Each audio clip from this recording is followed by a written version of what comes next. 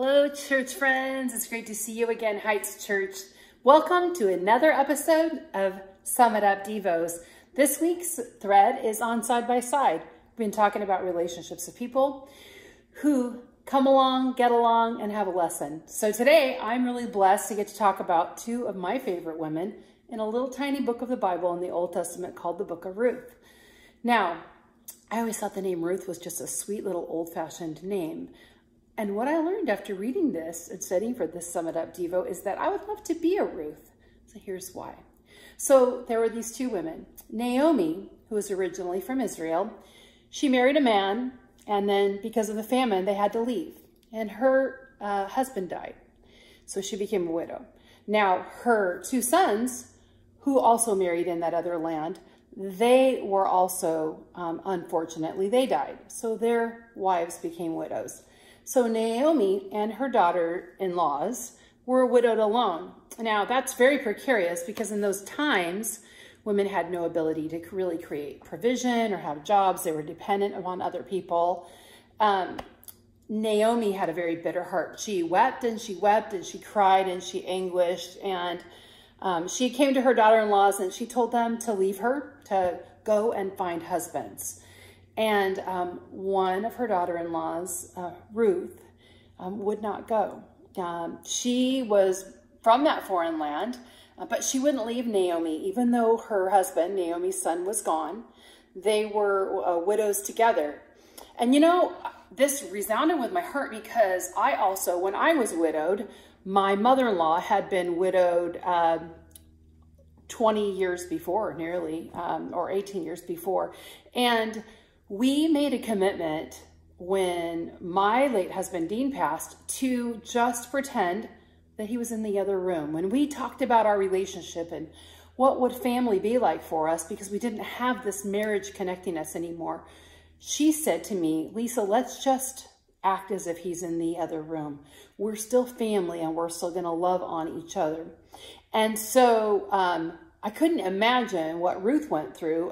Naomi was mad at Ruth, and actually, from what I've read and studied, Naomi told Ruth to leave her alone, and no matter how much of a prickly pear she was, though, you guys, Ruth continued to love on her, and she told her that famous verse in Ruth 1:16 that says, where you go, I will go, and where you live, I will live.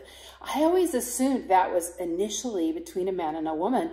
We use these in marriage vows all of the time, but Ruth told Naomi, your people will be my people and your God will be my God. Now that's devotion and that's family love. And so when I look at what happened in the story, they left and they went back to Israel, and Ruth went alongside her mother-in-law and they journeyed back to Bethlehem, where Naomi was originally from. And how they had to make a living. This could be a soap opera, actually. I mean, they had to go out and glean the fields behind the people who were farming. So the widows and the other poor were allowed to go out behind those who harvested. Ruth did that so that she could have provision for her and for Naomi. So she was gathering barley in the fields, and she met a man named Boaz. And Boaz was available. He was single. And she and Naomi talked about this. But Boaz was a wonderful, favorable man. And he allowed Ruth to have additional barley from his fields. And what's so crazy about this, as I've read even more, is that Boaz is actually, when, you know, how the story goes with a little story spoiler here, he ends up marrying Ruth. And they end up having a child. And they end up being the great-grandparents of Jesse, who is the father of David, who we all know is the lineage of Jesus.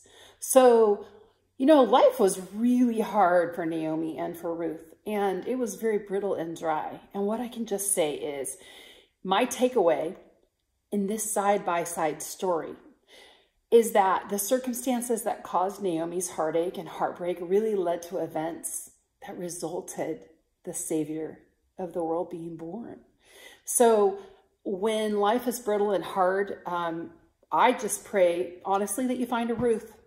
I pray that there is a person in your life who will say, come on, I'm here for you, with you, whether they are by family by destiny or family by birth or by blood, that they would come alongside you. And if you don't need that, then my challenge for you is to be a Ruth. Press on knowing that God sends ordinary people, just like you and just like me, to bring truth and encouragement and comfort and to remind us of God's promise that he'll never leave us or forsake us. So for my widow sisters out there, be a Ruth. Find a Ruth. For everyone else, just do life and love side by side. Have a great week.